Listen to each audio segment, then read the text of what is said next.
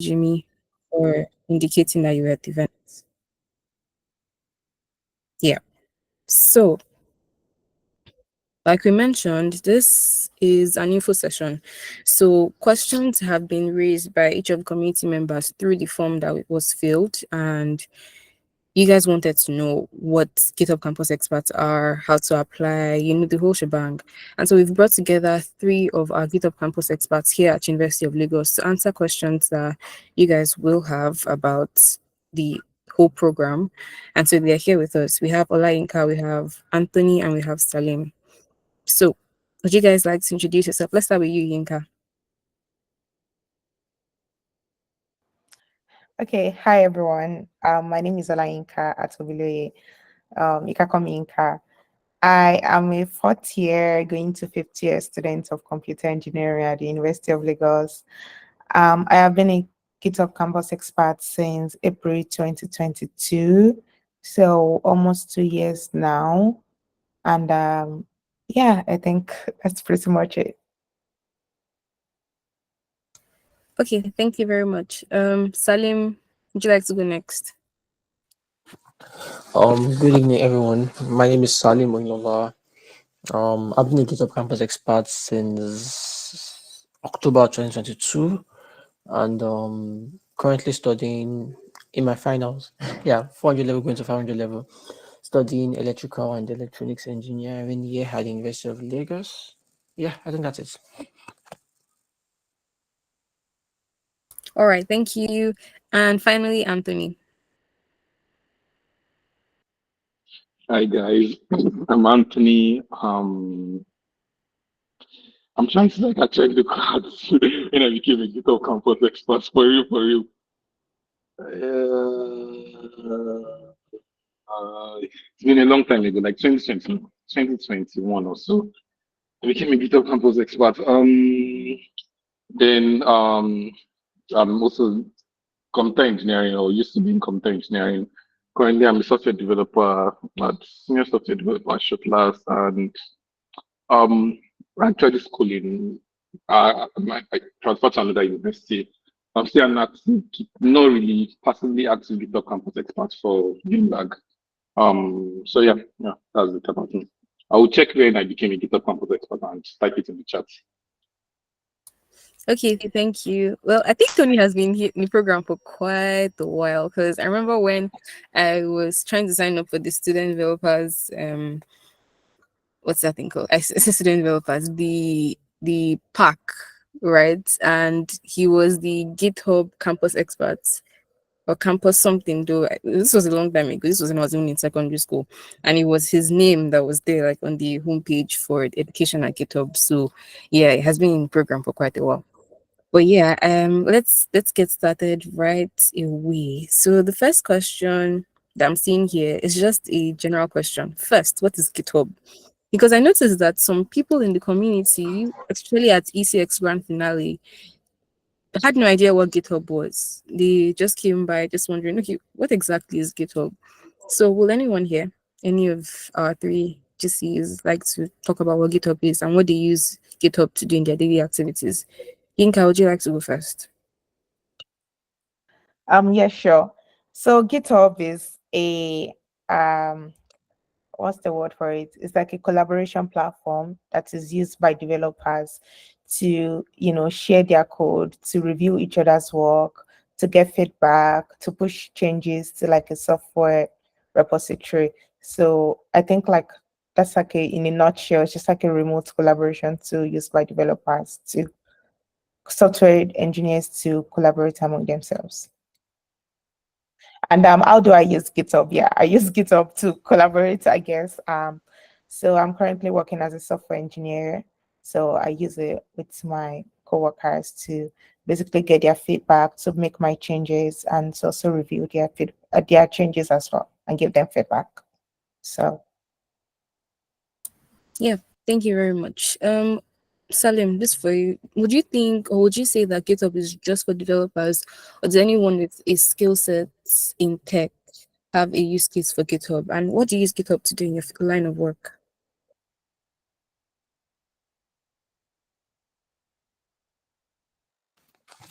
Thank you very much for the question.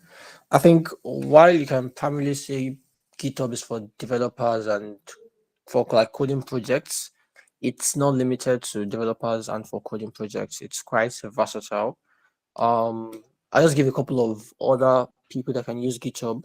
I think it starts with writers, because every GitHub repository, every GitHub project kind of, every project on GitHub, most often than not, you have a README file, and that's ultimately just telling you what the, like the name implies, README. Like if you want to know about the project, it's a README file, and that's where technical writers come to play. So basically, technical writers, you don't necessarily have to be a developer for you to use GitHub. Technical writers use GitHub. Designers, I think not obviously not as much as developers, but then GitHub can host design files, version control design assets, and you can probably just collaborate on some design projects. I would like to think project managers can use GitHub, maybe researchers. But then to answer your question, definitely no, it's not limited. Although it's primarily designed for developers, it's not limited to developers. How I use GitHub my day to day, mainly technical writing, to be honest. So writing technical documentations for existing projects. Yeah, mainly that. Thank you for that insight into how you use GitHub and whether GitHub or not, whether GitHub is limited to developers or not. Okay. Anthony, would you just like tell us how you use GitHub in your day-to-day activities? Sure, sure. So GitHub. GitHub originated from Git. It's basically an online version of Git. Git is a version control system. The version control system is basically a software that keeps tracks of change to a the program that keeps tracks of change to a file, right? As a software developer, you are dealing with various files, HTML, CSS, TypeScript files, view files. My day-to-day activities are also dealing with such files. And in order to like check changes across time, what did I do yesterday? Did I do today? What were the changes yesterday? What were the changes last week? Is there a bug? Can I roll back to like a previous change in time and things like that, right? I use GitHub for that. Also for collaboration. When you're working with multiple things, GitHub, I would really say Git is what this is not actually GitHub, but Git allows you to create different branches from a main file and have different people can work on different branches and like merge into one. So it also helps with collaboration and ensuring that we do not have conflicts. So if I was working on a file and you're working on the same file and we try to combine it, there are cases where you have issues, right? And Git literally helps you like navigate those issues and gives you this editor where you can um where you can mitigate all these type of issues. So I use it a lot, quite a lot in my day-to-day activities. It's probably, in fact, in my OKR, that's like my objective key results is to commit every day. That's like to push to GitHub is one of the requirements for us. So yeah, just to iterate what I said, keeping tracks of files and collaboration across my team. So those are the two primary things I use Git for or GitHub for. Git and GitHub. I need to like specify it, but that's not the question. Yeah. Yeah, thank you very much. You know what? Just give us the difference between Git and GitHub. That is Tony. Tony. Yeah. So for Git is as I said earlier, it's a version control system. We have like multiple version control system. Git is just like the most popular one. The version control system is a program that keeps track of changes you make to a file. So let me give an example. I'm working on a document. A lot of software you use like have version control systems, or they have like your Figma has one. You can check like your timestamps on Figma. So when you make changes on Figma, there's this side on Figma you can view what changes you made a few minutes ago. Substack, any writing software has one. Substack, Google Docs, a couple of other writing, most of your writing platforms have version control systems. Yeah, basically, in order for them to be able to keep track of changes when you're typing, when you're writing, if you actually look for them, you would find them. So that's what Git is. Git is a version control system. GitHub is basically, so the original problem Git had was like when two developers worked and were using Git on their system, I can't really remember when Git was invented. When they needed to like share things, they would need to be transferring files using manual method like flash drives and whatnot, which was not effective. And the internet had already become quite popular. I don't know when GitHub was also invented. I'll probably have to do this. But yeah, the founders of GitHub realized, instead of like using all this type of archaic method, why don't we just create something on the internet so we easily share our like Git files? And that was what initially GitHub was for you to be able to like share your code and Git files online. And then it grew from there and became added so many features like forks and whatnot. But yeah, GitHub is basically an online version of Git where developers can like see changes to their files and download other people's files. And right now, GitHub has like way a lot of features. But yeah, originally GitHub was just an online version of Git. So everything Git could do, but now you can now do it online. It became very easy for you to be able to like share files across people and whatnot. Hopefully, I explained this properly. Was I clear, or do you need more clarification? I think that was clear enough, to be very honest. Anyone needs clarification, you can mention in the chat, please. Thank you, Tony, for that very detailed explanation. So let's move to what we are here for. Um, we are talking about GitHub Campus Experts. But before we go there, let's talk about GitHub Education and its offers for students. Yinka, would you like to tell us about what GitHub does at GitHub Education and how students can benefit from it? Yep. Thank you, Kumi. So basically, GitHub Education is just like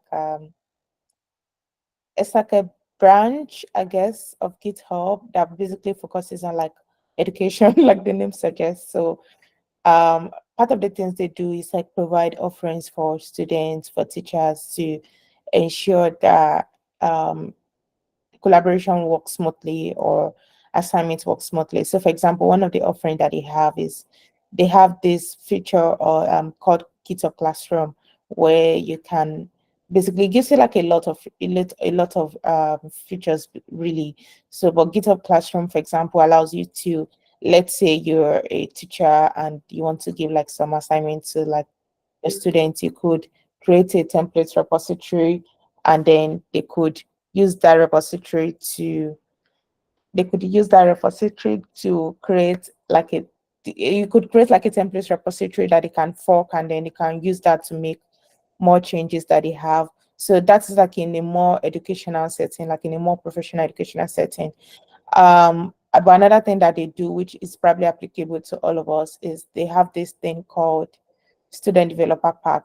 So the student developer pack is basically like a collection of subscriptions to like some basic, some not basic, but like some pretty important websites that you would need like in your development journey. So they have, for example, they have a 1 year subscription to Educative IU so that you can take those courses and learn more about them and learn like take as many courses as you want with ease, like without having to worry about how much it would cost. So it's just like a way of providing like computer science education and computer science tools to students at a very low to no cost.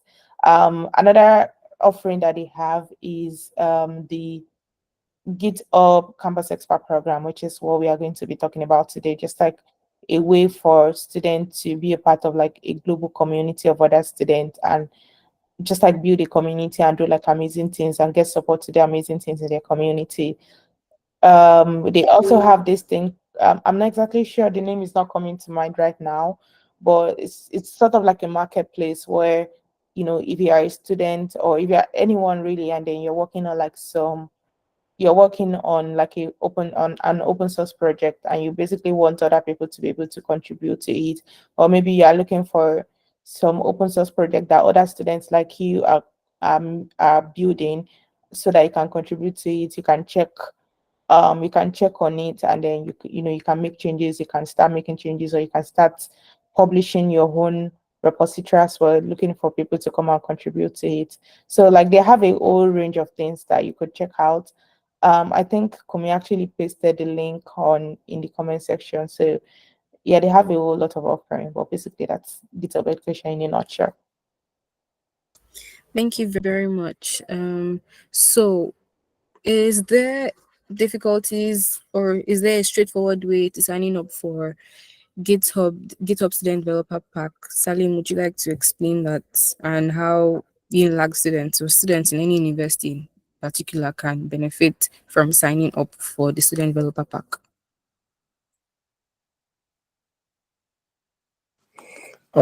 Thank you very much.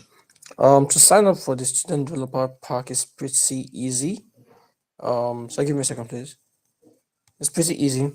I think it starts with you having a GitHub account. Obviously, you have to have an account for you to then think to use the developer pack.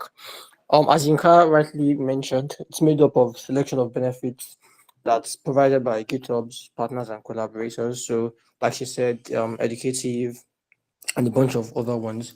So for the requirements for you to get it, I think you have to be a minimum of 13 years old. You have to be an active user of GitHub, like I said. You must, I think this is the key one. You must have a student issued email address. I think we Unila gets your matric number at live.uni.edu.ng. So you should have something like that. Now, if you don't have something like that, what they'll ask you instead is the documents verifying your studentship.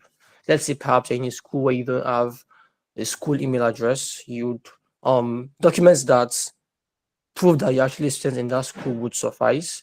And finally, I think the most important one is at the point of application, you must be currently registered in a program that grants a degree or diploma. So for you to register, I think it's on GitHub Education's page, right? So there's a sign-in page there, and then you sign up for the Student Developer Park. Just ask you basic questions, things that just have to do you getting your biodata, your name, your email address, the student's email address, of course, the name of your school. I think I reckon that most schools at this point would have like when you have the drop down, you find your school there, and if you don't, you just type it there and you're good to go. I think they also ask you how you plan to use GitHub. These questions are just kind of routine. Just explain what you plan to use GitHub to do, and then you submit your requests in a couple of. I'm not sure of the timeline, but I'm pretty sure it's not a long time per se. So in a couple of days or so, you should get a response back. Most often than not, you get accepted into you get accepted to use the student developer pack, and then you're good to go.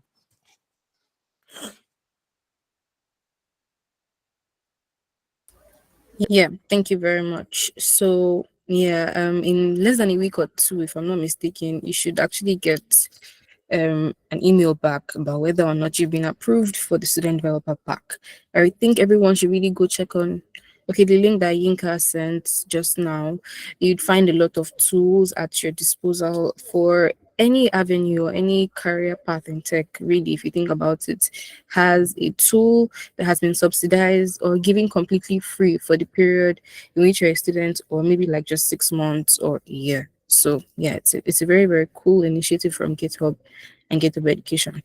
Now let us move to why we are really here. GitHub Campus Experts program. What exactly or who exactly is a GitHub Campus expert? Let us start with you, Tony. Everyone, all of our experts are going to explain what the program is and what it means to them. So, Tony, please, let's start with you. What do you do?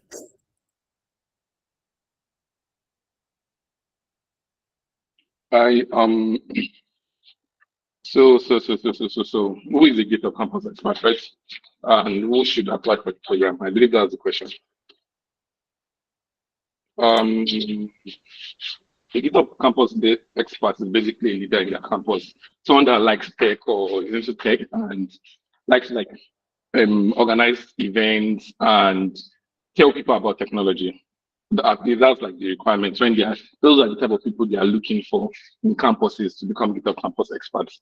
Your purpose of the GitHub campus experts, Veronica would have a better explanation of this, but she's the one more, she has more knowledge on all of this. The whole purpose of the GitHub campus experts is to educate their community, right? I remember when I was like signing up for GitHub campus experts and I told them that there's no really like GitHub campus experts in my school. but we have other communities like GDSA and whatnot. And they were like, sure, if you don't have one, you can collaborate with them to like host events, right? As long as you are, as an expert, as long as you are like educating people about technology, about open source to be very precise, and the benefit of like open source and how GitHub actually helps you to like um grow as a technology enthusiast. I would not use programmer or developer because it's not just for programmers and developers. Then I believe you qualify to be a GitHub campus expert. The program itself, I'll just brush about the program. The program itself, they have like a limited amount of people. You can have only limited amount of experts in a given area. I remember when I started applying for, I think I started applying to be an expert in like 2020. I saw the video online and I think on YouTube, and I was like interested, and I started to apply. I applied like 2 times because there are 2 sessions in 2020. Didn't get in. Then I think I also applied again in the first batch because they are usually 2 batch. I think that was in 2 batch also in a year. In 2021, I didn't get in. I think I got in the second batch. So I applied a couple of times and I was rejected, but I still kept applying and I got in. And by the way, between the application, I was reading a lot of things. I was very active. I became more active with my open source contributions. I used to build a lot of projects. I'll put projects in quotes, but yeah, library application, this application.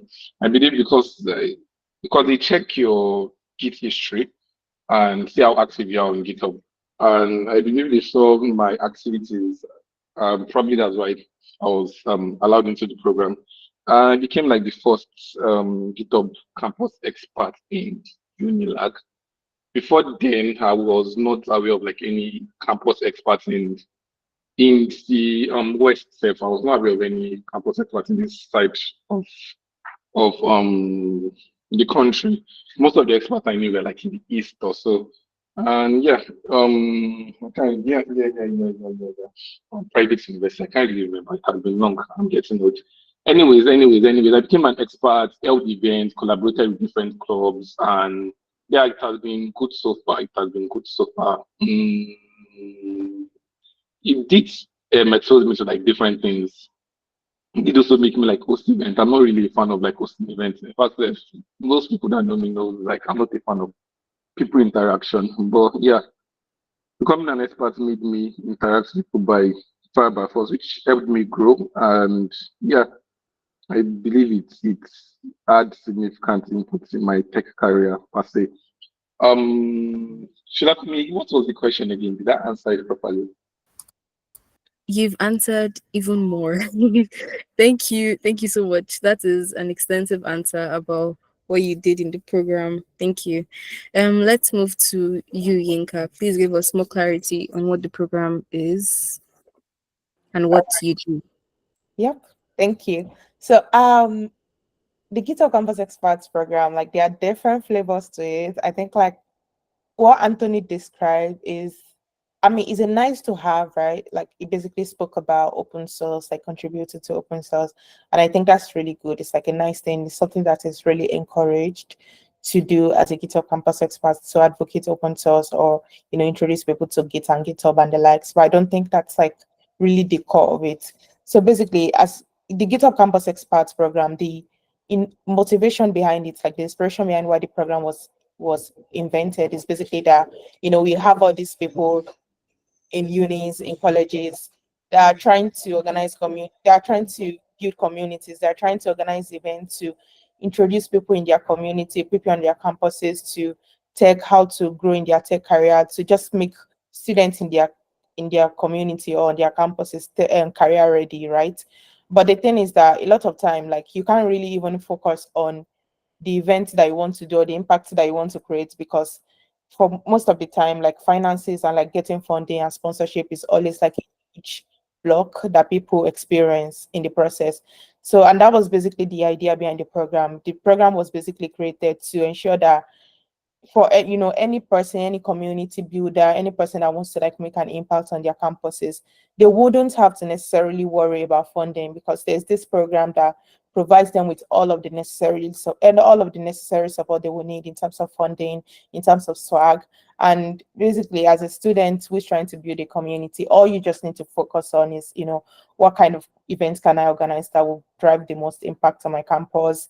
Which kind of speakers can I invite? It's just like a way to empower you and just abstract away, all the struggle and all the stress that comes with looking for funding. That's like one of the major motivation creating the program. So which basically means that the criteria that they use in admitting people into the program is that you should be someone that is passionate about creating an impact on your community. Like this program, because I know that that's like a lot of misconception that people have, right? Like you basically probably think that the program you can only become a GitHub campus expert if you are some GitHub experts. Like, because I mean that's to be fair, it's not like a wrong, it's not like an absurd assumption to make, because that's what the name says, right? Like, oh, you must be like some expert, some guru in using GitHub or in using Git, or you must be like some, sophisticated work class software engineer. But that's not really it. It's like the program is mostly about someone who is like very passionate about building a community, someone who is very passionate about driving impact on their campus in their local community. That's really the requirement that you need. That's really all that we're looking for, like when recruiting people into the program. Like, is this person passionate? Has these people been doing some really good work prior in their community? And if they have, then yes, we want to bring them into, because we know they already have, that track record. Then we want to bring them into the program so as to give them even more support that they would need to excel as a community builder. So, yeah, I think that's basically what I would say the GitHub Campus Expert program is in a nutshell. Thank you very much, Inka. Salim, anything you would like to add to that? To be honest, Yinka could not have described it any better. But then I think a good way to look at it is think of it as student leader, a thought leader in the tech ecosystem in one hand. Then you have your community that exists already in one hand as well, the same first hand, right? And then you have impact, you have being able to organize events, being able to educate those around you. And then the GitHub Campus Experts program is the bridge between two of them, right? With the Campus Experts being the person that's like helping that whole movement happen. The Campus Experts, the program is the bridge, and then the Campus Experts is the one making that movement happen. So yeah. All right, thank you. Tony, you have something you'd like to say? You're raising your hand.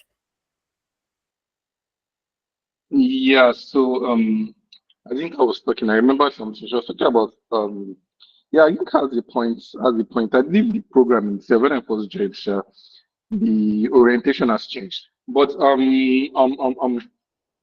she mentioned about how it was meant to be about funding. I remember during my own onboarding, they actually mentioned when you become a campus expert, they give you a collection of videos. These videos are not publicly available, and those videos are meant to help you like host events, and they include things like public speaking, looking for funding, sponsorship, a lot of like other things that would help you as an expert. So that was like one of the core benefits of becoming a campus expert. So as Inka said, everything Inka said was actually correct. They help people that are already passionate about like creating communities and helping their local communities, and they just try to like give them all the resources they'll need. Funding is one of them, but they also give like a lot of other things, a lot of other support. Okay, that's wonderful. Thank you. So, are you hearing, guys? If you like to become an expert, you apply and you get into the program. Your focus should just be on ensuring that you're getting people to join your events, to just getting people together and training. And you'd actually learn along the line how you can get funding for those events, right? So, at this point, money should not be a problem when it comes to organizing physical events because GitHub has you covered. But you should just be passionate, extremely passionate about getting knowledge and information to people out there.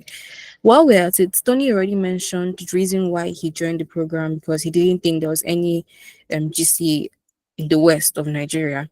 But what about Salim and Yinka? What motivated you guys to join the program? Let's start with Salim. Um, to be honest, I think I remember Um, it's very funny. I can't remember what I was doing then. I think I applied for the student developer pack. That must have been it. I think you mentioned something similar, Sholakomi. So I found out that Tony is a GitHub campus expert. I'm like, oh, this sounds like an interesting program. Then I looked at the program. I was like, okay, this seems good. Then I remember I met Tony rather in person. I remember it was this EEG lab upstairs. I remember meeting him, asking him, "Oh, I learned that you're this one, that one. How does it work?" And he told me how it worked and all that. And I remember there was this miscommunication where I got the impression that you just have one Pascal. And I was like, "Oh, that's a bummer," and I let it go, and that was it. Then it wasn't until I think after that whole application course was done. That was February. Then August, I then met him again, and then he told me, okay, I could apply once again. And I'm like, oh, so you mean I can actually apply to this program where I can make impacts? And the large chunk of what makes impact quite difficult is taken off my like it's no longer a burden. I'm like, okay, then I applied. That was it, to be honest. So it had a lot to do with like me speaking with Tony, him explaining the program to me in details, and me just saying, okay, I think it's something I would like to do. And yeah. Oh, that's so cool. And now we're doing that for everyone here. Not having to meet the experts physically now. You can just learn what the program is about via this info session. So anyone that is not here, they are wrong. They are missing out big time. Thank you, Salim, for sharing that. Yinka, what about you? What motivated you to join the program? Honestly, I'm going to have a less brainy response to what Salim said. Because basically, I applied to join the program twice. The first time that I applied, honestly, I just applied because I wanted to. It sounded cool. It sounded like something I could put on my CV, and it was going to help me land a good job. That was really like the major motivation the first time that I applied. Which I mean, the people reviewing my application probably saw because I was rejected. So that was that. The second time that I applied, I had already like learned a bit more about the program. So I reached out to someone who is also a campus expert on LinkedIn. She's actually not like a Nigerian, but I just spoke to her. I spoke to Anthony as well, and I just like got a bit more insight about, oh, actually this is actually what the program is about. Because honestly, the first time I applied, I didn't really even know much about what the program is about. I even honestly, the first time I applied, I thought it was just like I described earlier, like someone that just likes GitHub or likes open source or something like that, which is really not what the program is about. So the second time I applied, I'd learned a bit more about the program, and it just sounded like, oh, and then I had started like getting really interested in community work, and it just sounded like, oh, okay. Even there, I didn't, to be fair, like in hindsight, I didn't even fully know like 100% of what I know now.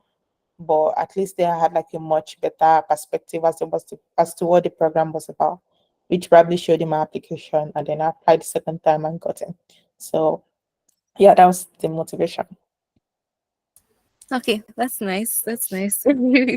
Thank you for sharing. Okay, this is just a side question because it seems like all three of our experts are from engineering, computer and elect. So is this just for engineering students or just engineering students in computer engineering or electrical engineering, or is this open to everyone no matter what department you come from? Um Yinka, please. Yeah. Um, it is open to everyone. It's just a coincidence. I know it's really weird. We also joke about it a lot that all of us are in exactly the same course, exactly the same class. It's such a funny coincidence, but yeah, it's open to everyone. You don't even need to be studying a course in STEM. You can literally be studying, I don't know, maybe philosophy and still get into the program.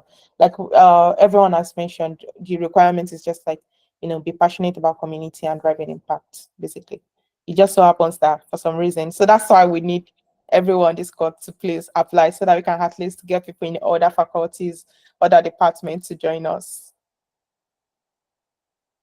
Yep, I agree too. We need more hands in other faculties, other departments, so that we can have a large variety of different experts that can even bring in different, different perspectives from what they think their faculty needs out of the program, right? Because now it's almost as though we are centered towards engineering, which is not true, right? But we have more hands. If we have more hands, then we can get more people into the program. Yeah, that's a good one. Political science. If there's anyone that is really tech and community oriented in that area, please give it a try. Apply. Even if you're rejected, see, some people here mentioned, some of our experts mentioned, they rejected once or twice. So apply over, try and review what you need to work on, and then apply once more. But let us talk about the application process. This is something that I realized was asked by a lot of people. What is this application process? It's quite long. A lot of questions asked, essays to video. I think you have to create a video or something. Salim, please, can you tell us about the application process? Oh wow. The application process, I reckon I'll just talk about the process in full detail. I know they are changing a lot of things, especially in relation to the essays. Yeah. But then the application process starts with you having this, like, in August or February, you would apply.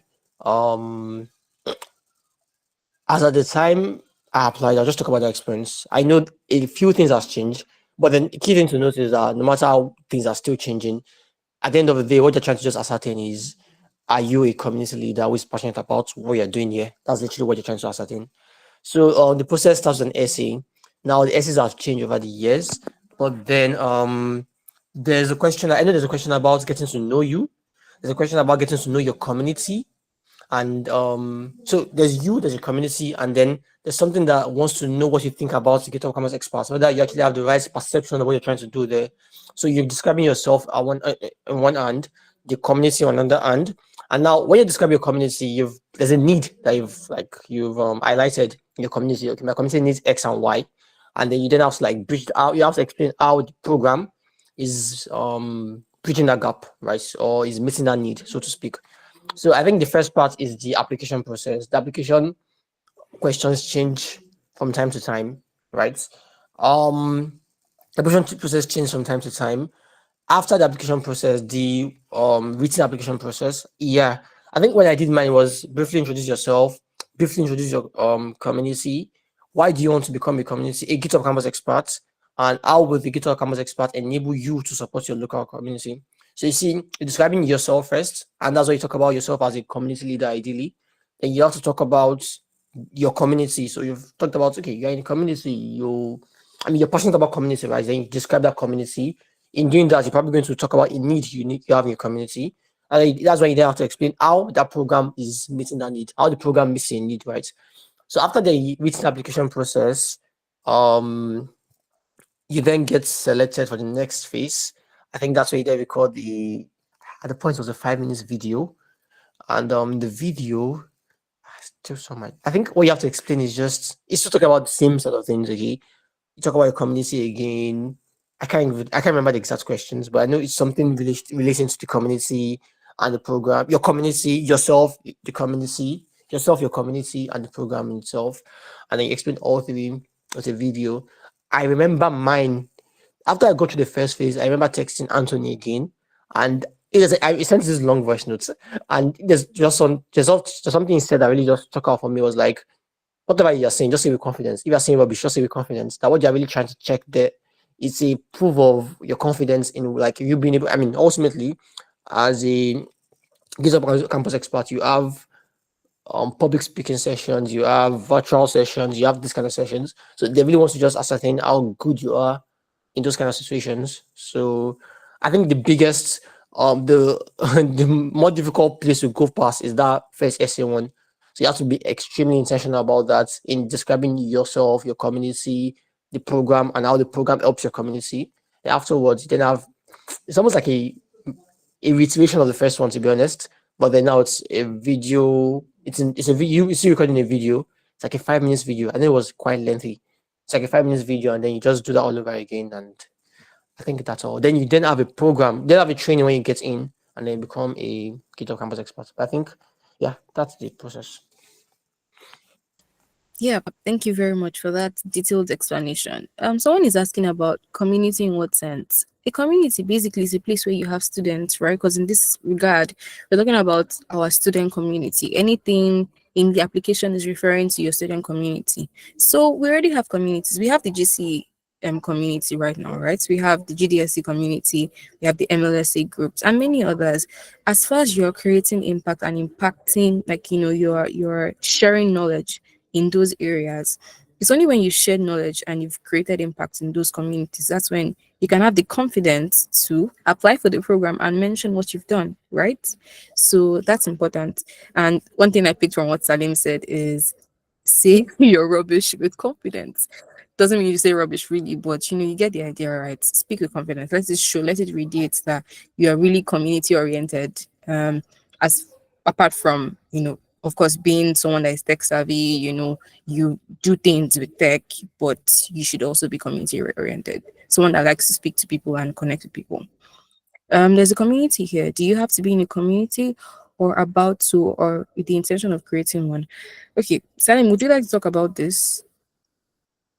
The last question sent on the chat. So about this question, I get asked this a lot, and I feel like I'm a bit here and there with this, right? But in the application process, they ask you to describe the community. They actually ask you to describe. So it seems like it's under the. I don't know if they've changed the questions now, to be honest, yeah. But I remember that question used to be describe the community. Now I'm not sure if they are like really. I don't know. Maybe they are really keen on the full blown spell test community. But I think it's also important to realize what a community really is. It's like just a group of students who come together with a shared interest in technology, programming, and related fields. So if it's a group of people and you have shared learning, like you have shared learning with, I mean, with an interest in you guys just growing, you have that support for each other. I think that would qualify as a community, right? So you just having that community, group of people in a place, just having, and one very very important thing to learn to even notice is in that community, not just you just don't have shared learning, you also have a similar challenge, right? Yeah, I think that's a key point here. So a group of people, you guys are learning together, trying to bridge that gap between the industry and academia, right? In terms of like enhancing your skill set and all, and then you guys are facing the same challenge, which the GitHub Campus Experts is trying to then help you like um go past, right? So yeah, I think it doesn't really have to be full blown spells out, but like I mean, group of people, similar challenges, similar problems, similar goals. That's a community already. Thank you. Thank you very much. Yinka, Tony, do you guys have anything to add to what Salim just said? Yinka, let's start with you. Honestly, I think Salim already covered everything. One of the requirements, I think, like when you get onboarded as a campus expert, one of the things that you do, like Anthony mentioned earlier, is that you go through some trainings. And basically in those trainings, one of the most important definition that we give community is that as long as you have like a shared pain, like there's this thing that bonds you together. So as long as you're able to properly describe that these are the problems that my community members are facing, that I am trying to solve, and these are the solutions that I'm trying to create in my community to solve them. So, for example, let's assume that you have a community focused on women, right? You can talk about the challenges that women are facing, why you felt like, because you don't want to create a community for vibes, right? You only create a community because there's a problem that needs to be solved. So, as long as you're able to properly pinpoint that, okay, this was the problem that my community members were facing that made us create this community, and these are the solution that we want to and I've been trying to do. But another thing though that we do, because I've been chance to review applications a couple of times before, one of the things that community doesn't necessarily have to be like some old community, right? But we also want to at least see that you've strived to make some efforts, because we believe that, I mean, if you were not doing it when you didn't have, like, if you were not doing anything when you didn't have the support, there's no guarantee that you are going to do it even with support. Because the thing is, even with the support that the program gives, you're still going to be facing some challenges. So we want to see like some effort on your part as well, that you can actually do this thing, right? And then once we see that, like, it gives like a bit more assurance that, okay, this person can actually lead this community effectively. So it does not necessarily need to be like a full-blown community that, right? But it can as long as you have made some effort. But also at the same time, like it does not even need, you don't need to like create like a community from scratch as well. It does not need to be like a community that you created from scratch. It could be like, for example, GCE, like we have a lot of volunteers here. So you could talk about what we do in just like if you're like an active volunteer in like some communities like maybe GCE, you could use that as well. But just make sure that you are able to properly communicate like what was the problem, like Salim mentioned, what's the pain points of your community? Like, why did that community exist? What are the problem that you're trying to solve, and how are you solving it? So, yeah. Okay, thank you. Please let's keep the questions coming in the chat. I'll pick out the ones that we can, consider right now, but the rest will be after all the questions I have on my end are exhausted. Yinka mentioned challenges that you'd face as an expert. So can you just go ahead? That's actually my next question. Can you tell us more about what those challenges have been and how you've been able to overcome them?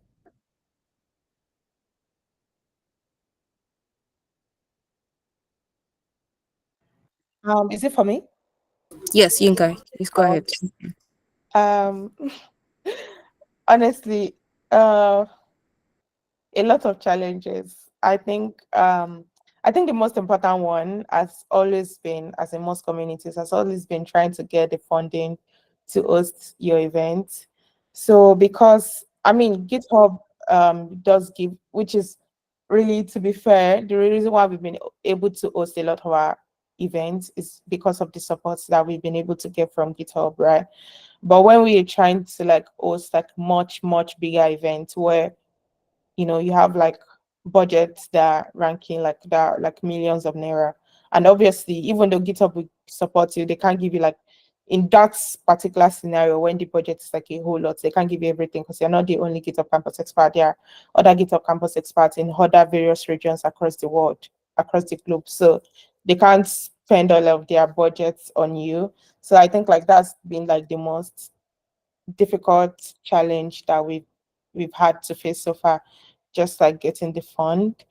I think like we've been pretty lucky in fact that we have had like um really committed really committed volunteers in our community that do a lot without stressing us. But sometimes we are also students, so sometimes it's really hard to try to juggle and balance everything because people are students, people also have jobs. So even I myself and all the other experts as well, and all our volunteers, so sometimes it does like that factor also gets in the way. But yeah, I think those are like the most important ones that I would probably point out. Thank you for sharing. Salim, what about you? What challenges have you encountered being an expert? To be honest, I can't think of any more than the ones you can't talked about already. Like obviously, sponsorship is a big one. Like so, that's one. And as students, we all have different things we're doing, like being a student, working, then some other community engagements. So I mean, I think that's quite. I don't use the word normal, but like that's kind of expected. So those are the two major challenges I can think of off the top of my head. Thank you. What about you, Tony? So you started out being the first expert in UNILAG. How did you go about it? Was it difficult? As Inka said, yeah. Initially, it was difficult. I would not really say difficult.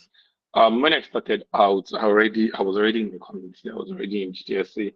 Part of the applications you write when you're like feeling, I don't know if they've changed it. They would ask if you're in any community, and you'd list there. I believe mine was like GDSA. So I was not like starting from scratch when I started out as an expert. In terms of events, was creating events and sponsorship. I was doing a lot of partnership. If not, I believe that would have been difficult because back then I did not GitHub campus experts was just me. But because I was doing a lot of partnership with like other communities in school, it made it way easier for me.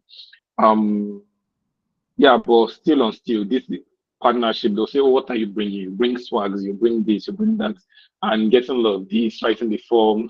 Because when you're applying for events, it's like one long for us pull request you make on GitHub and whatnot. They have this long process. you're trying to do your assignments and you're trying to do this and you're trying to work. It can be like very tiring. It's proper time management or you see schedule.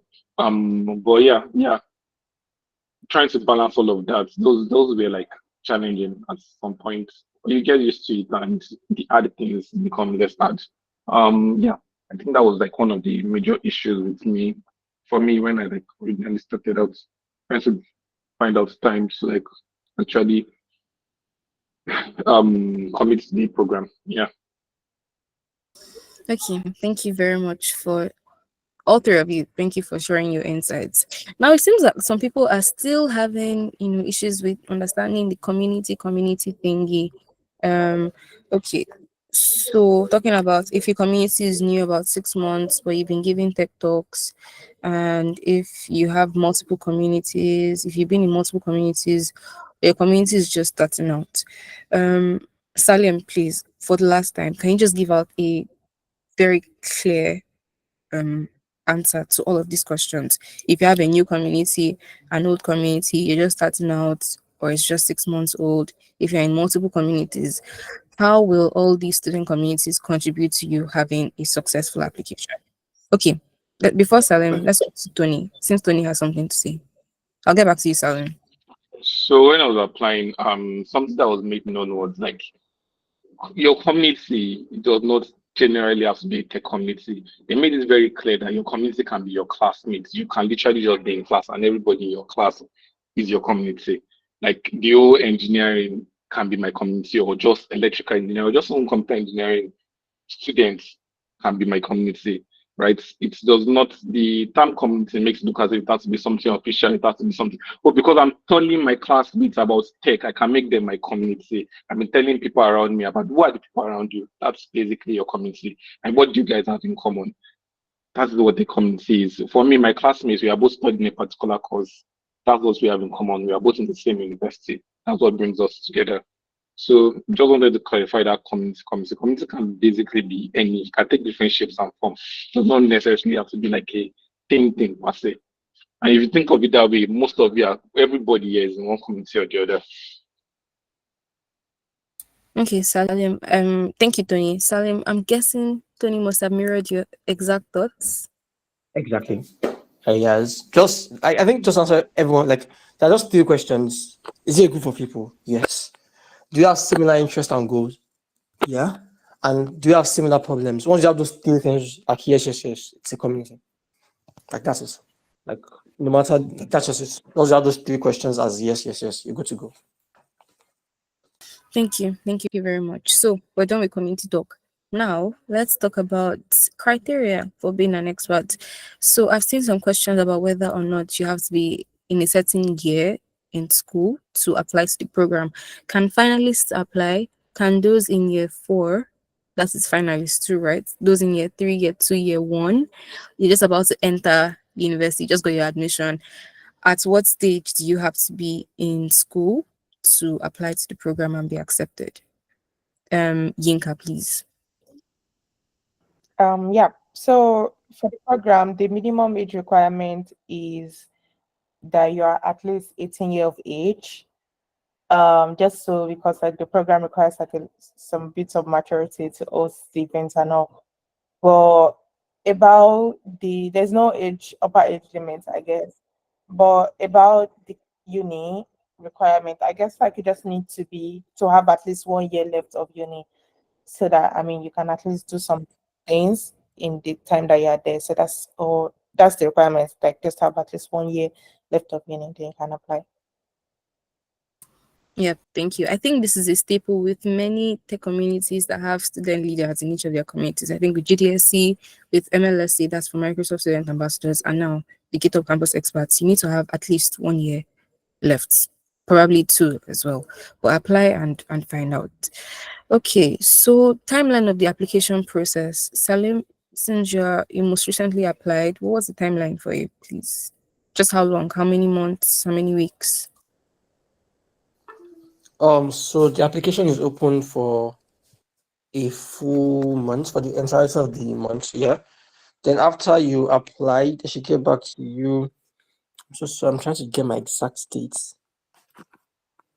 I should get back to you in a couple of weeks. Yeah, a couple of weeks. I'm trying to get exact. It was quite hard. Let's get back to you in a couple of days. Then after the couple of days, then when you get into the program, let's get back to you for the video part in a couple of days. Then the whole back and forth of the video, they'll probably give you like a 1 week deadline. You then submit that. Um, After you submit that, they'll get back to you in like a couple of by a couple of weeks. Think of it as like 3 4 weeks. Yeah, 3 4 weeks. Yeah. So for this when you submit the video, they'll get back to you in like 2 3 weeks. Since it's a much you're not as like they've kind of I don't want to use the word filter, but like some people have it's a smaller set at least that they're reviewing at this point. So they get back to you in a shorter time, and afterwards you get in. When you are in, you have this training program. Ideally, the training program is you watch like I think Tony talked about the videos that just are not public for everyone. So you watch those videos, they give assessments. You need to do this thing where you have to answer when you have to like after you watch the videos, you then get back to them on how the things you've learned from the video how it applies to your community, and then you have this full blown essay where you write. But then when you're done with that, you should be done with that in like a week. And when you're done with that, the review process takes a while. It's like a queue because everyone from the courts has to go through that process. So it takes a while for the program managers to get to it. So I did that would take a month. But then when I did mine, it took like a year because I did not follow instructions. Yeah, wrongfully so. So I made a mistake in mine when I was done, such that it didn't like the program manager. I didn't report it correctly, so he did not even know I had done mine. So it was later on, about 6 months later, that I realized the mistake I had made, and then I was so late, such that I ended up joining the queue for the course that came after mine. Right, but ideally, it's if you apply in August by November, you should be fully onboarded into the program. Yeah, November max. Okay, that's great. Thank you. Wow, a year? Okay, that's very interesting, Salim. That is intriguing. Well, it shouldn't take that long, right? As you just rightfully heard, just a few months and you get everything done. That is plus the training and the final onboarding into the program. Okay, so shameless plug. I've just linked in the chat our Twitter page that is for our community here at Unilag. So if you're not already following us on Twitter or X, I'm finding it difficult to adjust to calling it X. Sounds very odd. But yeah, if you're not following us on X or Twitter, please ensure to do so right now and share this with other friends in the community, other people that you'd like to learn about our offerings here at GitHub Campus Expert Unilag. Ensure you give them the link to follow. Questions, more questions. Like I mentioned, please, if you have questions that I have not already asked, please send them in the chat. I'm looking out for any questions you guys have. Someone is asking about commitment to the program. What should be your level of commitment into the program? Also, a good question here about referrals. But let's start with commitment. Yinka, what do you think? Also, while you're answering the question about commitment, could you also tell us some extra tips or things that you think that those that check applications look forward to seeing in your application? But commitment first, Yinka. Yep. Thank you, Kumi. So for commitment, honestly, it's a very dynamic program. Like everything really depends on you. So like we have some campus experts that host events almost every month. We have some that host like every quarter. We have some that have not even hosted in a while. But I think so like it's not like there's no fixed rule on the number of events you have to host or when you have to host events, etc. Right? So honestly, it all depends on you. But I think the thing is, you just have to host at least an event in a year so that they know that you're still an expert. Because if you don't like record like at least an event in a year, they will assume that maybe an alumni and graduate you and try at least try to graduate you from the program, and then you have to reach out to the program manager and have to explain that, oh, you still a student. So but yeah, literally there's no like a fixed rule on this is like the number of hours you need or the number of events you have to host. It's all very dependent on you. And about the question on what we are looking for, um honestly, I think we try to look for like resourcefulness. So we try to look for people that are thinking of like building like very inclusive, very diverse communities. And inclusive and diverse does not necessarily mean one thing, right? It can be like a lot. Inclusivity and diversity like can be like in multiple colors. It's not necessarily like one thing, right?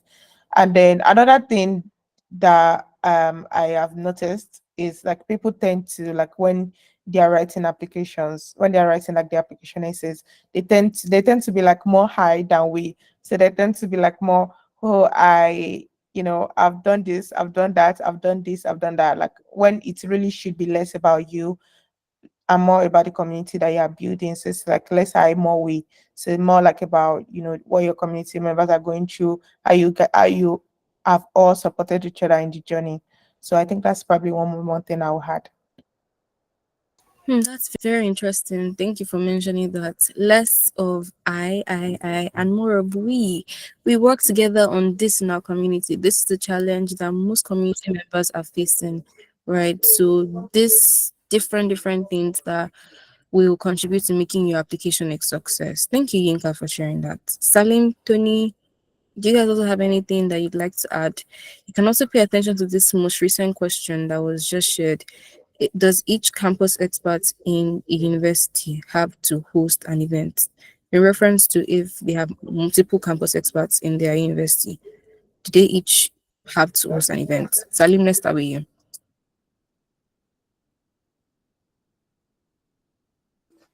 Um, yeah, they each have to organize an event. No, I think the word is reports.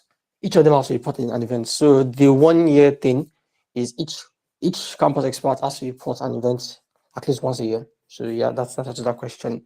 In terms of tips for applying, I don't think I have any. I think what you can say with the I, more we as opposed to I, that's so true. I think that's something to note. And I think just the way I think about it always is your community, your need, GitHub. Like so, community on one hand, your need on the other hand, GitHub Campus Experts program being the bridge between both of them. So just having that mental note of that, your community, not you on one hand, your community on one hand, the needs of your community on the other hand, and GitHub helping you out. So yeah.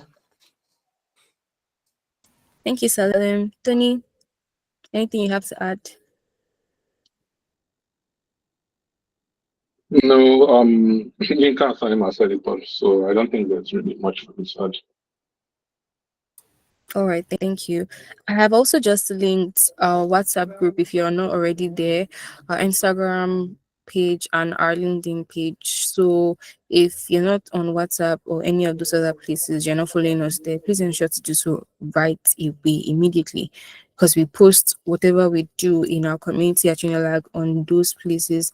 So if you want to follow along, join our events, attend, you'd get all the info and all the deets over there. So please follow as soon as possible. More questions too. Okay, someone is asking, must I have contributed well to GitHub before applying? Now, I'm guessing you are talking about applying to the Campus Experts program. Oh, here's another question. Something I've actually wondered personally. If you did not apply for the Student Developer Pack and you're thinking of applying to the Campus Expert program, or even just applying to be recognized as a student under GitHub, is there any correlation with those three? Does GitHub recognize you as a student if you don't do that? Yinka, what do you have to say about that?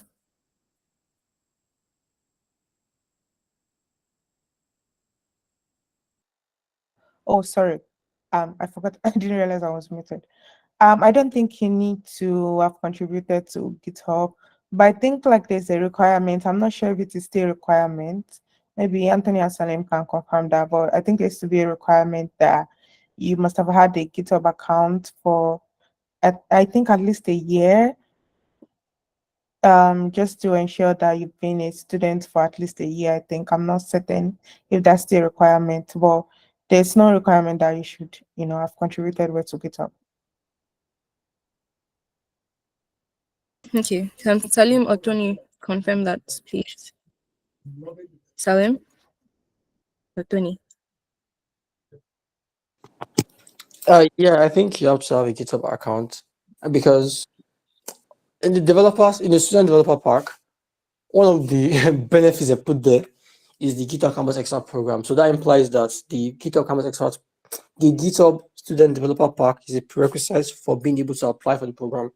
Now, if you piggyback to what the GitHub Student Developer Park is, you have to like have an account that's been valid for the last 6 months. So yeah, so by what's the word now? But like that just implies that, yeah.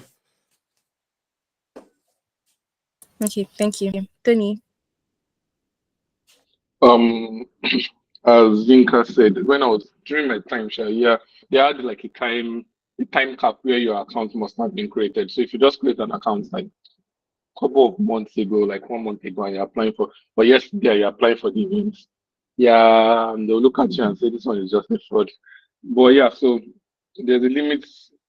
You should have created your account. And secondly, as Salim said, I believe during my own times I already had like the pack, the student pack, because I was actually using it. They had Bootstrap and they had like this free content masters or whatever.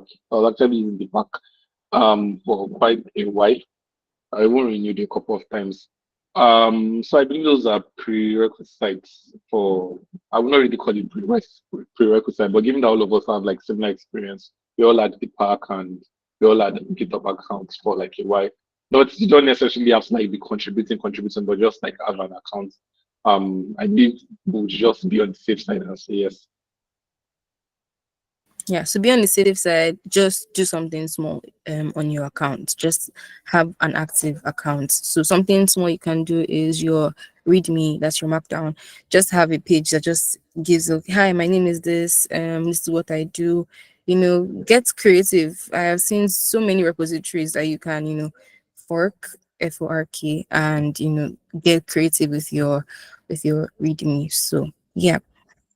Things to note when applying for the park. Okay, so I don't think I have to call them. Let me just mention what I remember back then.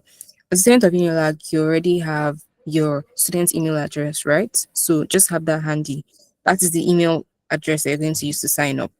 Unilag is already one of the universities recognized there. So you have a drop down menu. Select that. Have an active GitHub account for more than 6 months, 6 months to a year, and yeah, must be more than 13 years old. You have to be above that age. So yeah, those are the basic things. Check the education.github.com website again for more info about the criteria for applying for the pack. Okay, so I think I've gone over my most basic questions. So now I want to ask our experts about the benefits they've seen from the program. So let's start with our oldest expert. Tony, please tell us, Baba, in the program, what have you benefited? Um, as I said, they give you a lot of support, right? I said it earlier when I was talking that you get access to like videos and content where you read about public speaking, how to respond. It gives you a community because you join this Discord channel where you meet different people from all over Nigeria and all over Africa and all over the world, basically. So you get it increases your network. I know what they say, your network is your network or whatever it is. They say then also personally speaking, it did help me in terms of like recognition and application for things. Yinka did mention that she was doing it so that she can write it in her CV and get jobs. It's going to help you. It's on my LinkedIn. GitHub Campus Experts. It can help you like securing positions, especially if you're applying for internships. Like, oh, the word experts is a very, very, how will I call it? It's a very, very sweet word. So you're just like, I know I'm a GitHub Campus expert. It'd be like, wow, they will not know what you do. They're like, an expert. This guy is an expert in GitHub. As they said, they don't know it's like directly translates. I know a lot of people come and meet me and ask me about GitHub. I'm like, I have no idea what you're talking about. But that's why I'm Google that thing. So you don't have to like be experts in GitHub. So yeah. The recognition, the connection as per the community you meet and the people and the knowledge base, like they give you access to like a lot of content and a lot of videos and sponsorship and whatnot. So help you grow and a lot of other things. So Those are the benefits that I personally have received from the program. Thank you for that. Salim, would you also like to tell us what you benefited from the program? I think first of all, support. Like I can't talk about support enough. Just knowing, yeah, financial support that really helps. Just knowing that you can make impact. Because it turns out that for you to make impact, you sometimes need money to do that. And money is like the most sought after, it's like the most sought after thing. So it might be difficult at times. So just having this program, I know that okay, that helps you with that. And that's a huge belief. So I think that's a big benefit. Also, swags. Yeah. I love me good swags. So they help out with that. You get this hoodie, you get the shirts. I mean, that's been really nice for me. And now a community. Now, in as much as you have a community, local community, every like you now have like GitHub Campus Express community, just having a bunch of campus leaders from in and around the place. Every benefit you can think of that comes with that kind of community, that's been amazing for me. Whether it's planning events together, whether it's sharing opportunities in that space. Yeah, I've met amazing people like other GitHub Campus, other people I met by virtue of just being GitHub Campus experts as well. So I think that's another benefit. So basically, any benefit you think that comes with having that kind of that comes with the community in general. So just having that as well, that's been amazing as well. I think those are the major ones I can think of off the top of my head. So yeah, thank you. Thank you, Salim. Yinka. I think I'm probably going to sound like a broken record, a broken clock at this point, but honestly, I think Salim and Anthony have said it all. I think one thing I'll probably add is like for me personally, probably for Anthony and Salim as well, it has helped me like build my leadership skill, like just like being completely in charge and taking ownership of like a community, having to think about what kind of direction you want these communities to go, what kind of events you want to host, having to ask like yourself like difficult questions, having to like work with people, manage people. It has like really helped me grow in my leadership skills. Like Salim and both Anthony have mentioned, I've it has also helped me, build like a more solid CV. I've discussed this my work in this program like a couple of times in interviews. So yeah. And yeah, just not to bore you, but every other thing that Anthony and Salim have said, like about the community and all, like I've really benefited from that as well.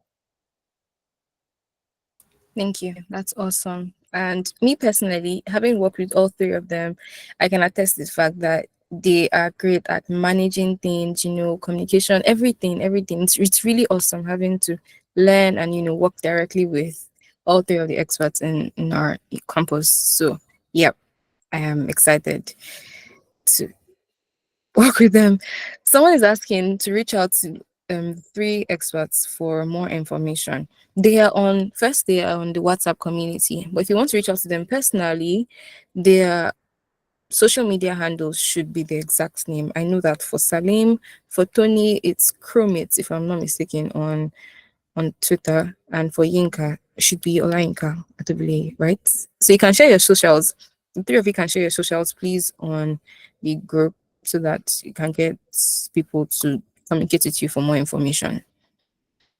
So I think we've accomplished most of the questions I have here. The rest are just repetitions of what we discussed so far. If there's anything specific that I've not covered, this is your time to ask in the group chats.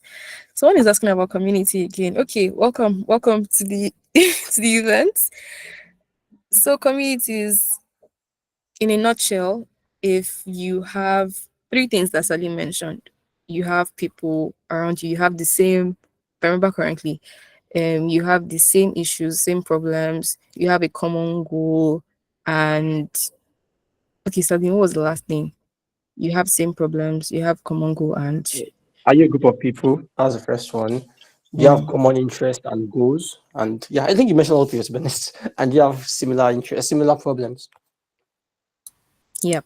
Thank you. That is it. So that's what makes a community. So yes, you need to have a community, be in a community, um, and make impacts in that community, tech related or otherwise. Okay, so Tony has really dropped his socials. So last things, because we're rounding up here, we've taken quite a lot of time discussing about the program.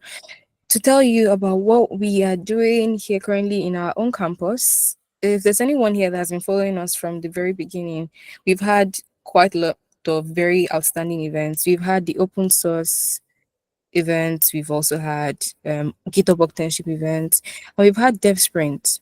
We had Dev Sprint 1.0 last year, and it was absolutely mind blowing. Dev Sprint is redefining coding competitions as you know it. You know, most things we hear about is hackathons.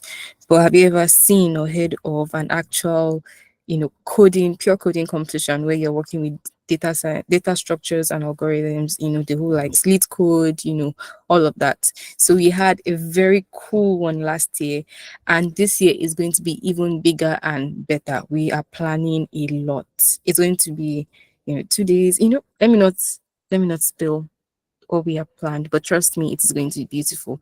So just keep your ears peeled and eyes peeled, ears open, just to be sure that you are in tune with whatever it is that we're doing. Of course, we'll be updating everyone on our socials and on our group chat. So every information you need to know about the events coming up and whatever things we're planning will be there.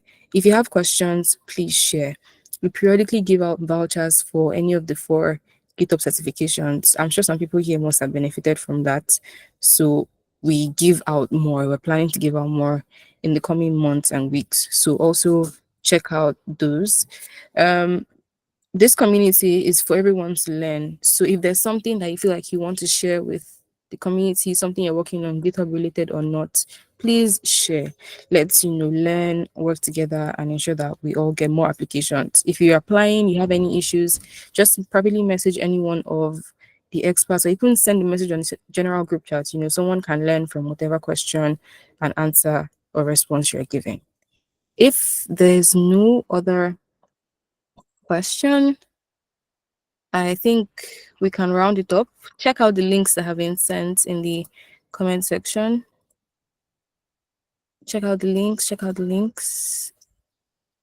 Yeah, no more questions. I think we're done here. Thank you, everyone. Thank you, Salim. Thank you, Olainka. Thank you, Anthony, our three experts, for finding out time to join and tell us a lot about the program. All right. I remain Shalakumi. I don't change. Uh, yeah. Thank you too. Thank you too. Thank you, everyone. Follow us on our socials. Oh. We've told you a lot. Follow us, please. This is your way of supporting us. Please share the information, share our socials, join our community. Don't miss out on anything that we share. Bye, guys.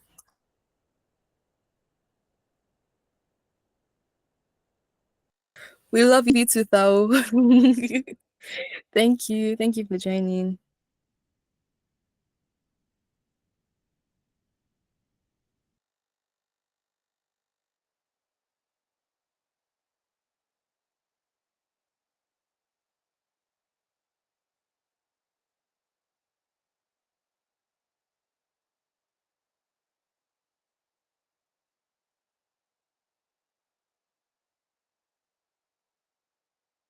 Okay, yeah, for those that are still here and would like more information, we'll actually share this recording to this event on our YouTube channel. We are working on getting that out to everyone. So our past events will be uploaded there as well. And this event, this info session will also be there. So if you missed one or two things, you can go back and watch. Yep. Thank you, guys.